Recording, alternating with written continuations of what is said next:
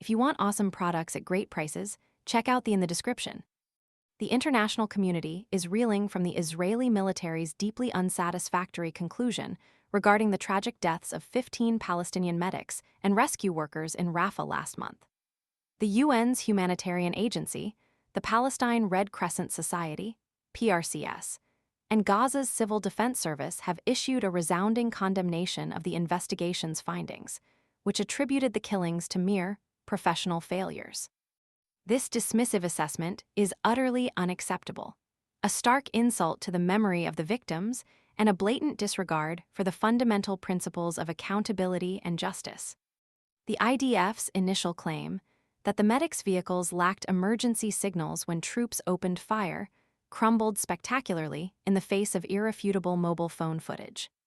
This video evidence, vividly capturing the unfolding tragedy, irrevocably contradicts the IDF's initial narrative, exposing a blatant attempt to deflect responsibility and whitewash a horrific massacre. The subsequent internal investigation, supposedly revealing several professional failures, breaches of orders, and a failure to fully report the incident, rings hollow. It offers a thinly veiled excuse, a pathetic attempt to sidestep genuine accountability for the cold-blooded murder of individuals who dedicated their lives to saving others. Post-mortem examinations, released last week, painted a horrifying picture. The results unequivocally demonstrated that the victims were predominantly killed by gunshots to the head and torso, with additional injuries inflicted by explosives. Crucially, the absence of any visible signs of restraint categorically refutes any suggestion of resistance or self-defense on the part of the medics. These individuals were unarmed, identifiable as medical personnel, and yet they were ruthlessly executed. This is not a matter of professional failures.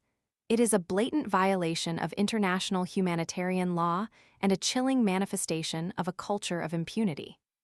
The international community must acknowledge this for what it is, a calculated act of violence against civilians. The IDF's investigation is not an investigation at all.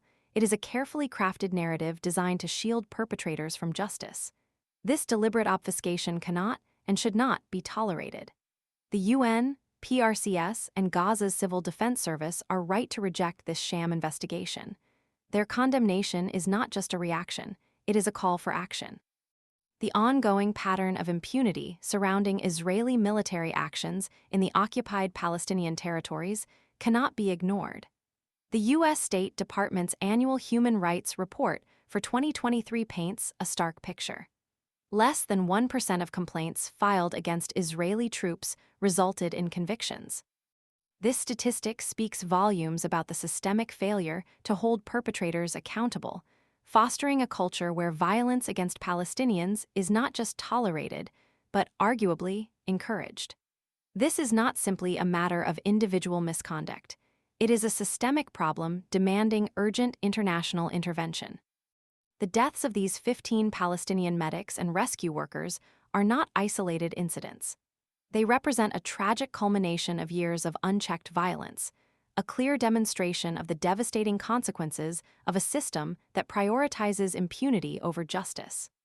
The international community has a moral imperative to demand a thorough, independent, and transparent investigation into this massacre.